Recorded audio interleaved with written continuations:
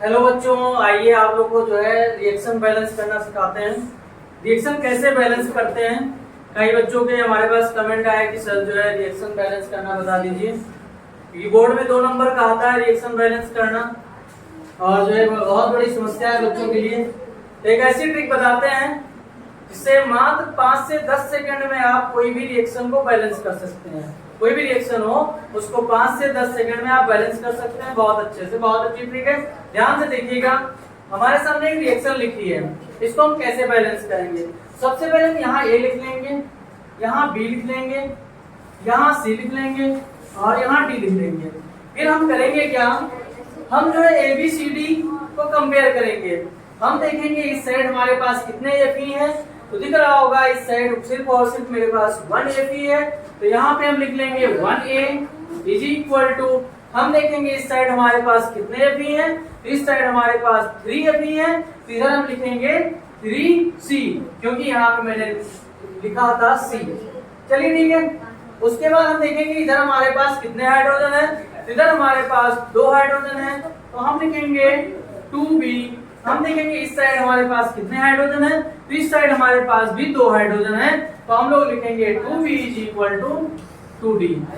Next हम देखेंगे कि हमारे पास इस साइड कितने ऑक्सीजन है, तो दिख रहा होगा इस साइड सिर्फ और सिर्फ हमारे पास 1 ऑक्सीजन है, इसलिए हम लोग लिखेंगे B। और इस साइड देखेंगे हमारे पास कितने ऑक्सीजन है, इस साइड हमारे पास 4 ऑक्सीजन है, और 4 ऑक्सीजन के लिए यहाँ पे जो है C लिए थे, तो यहाँ पे हम लिखेंगे 4C। इतना करने के बाद हमको जो है A B C D में से किसी ना किसी एक को A1 मानना है सिर्फ बस। तो यहाँ पे हम क्या करेंगे, C को 1 मान लेंगे। C को 1 मान लेंगे तो A की वैल्यू हमारी कितनी हो जाएगी, देखिए A is equal to 3C था, तो A is equal to 3 into 1, यानी A की वैल्यू 3 आ गई। फिर हम देखेंगे B की वैल्यू कितनी है, B is equal to 4C था, तो ये आ जाएगा 4 इंटू 1, यानी B की वैल्यू आ जाएगी आपकी 4। यहाँ पे देखेंगे 2 हमारा दोनों साइड है, तो 2 से 2 कैंसिल हो जाएगा। B इज इक्वल टू आ जाएगा D, यानी D is equal to B। D is equal to B, तो D is equal to B की वैल्यू 4 आ गई। तो यहाँ से हमने जो है A B C D सबकी वैल्यू फाइंड कर ली है। फिर हमको आगे क्या करना है, हमको आगे सिर्फ और सिर्फ A B C D की वैल्यू पुट कर देना है बस। चलिए आइए इक्वेशन रिएक्शन देखते हैं। रिएक्शन Fe था, A की वैल्यू यहाँ पे हम लोग लिखते हैं कितनी आई थी, A की वैल्यू 3 आई थी, तो यहाँ पे हम लोग 3 लिख देंगे।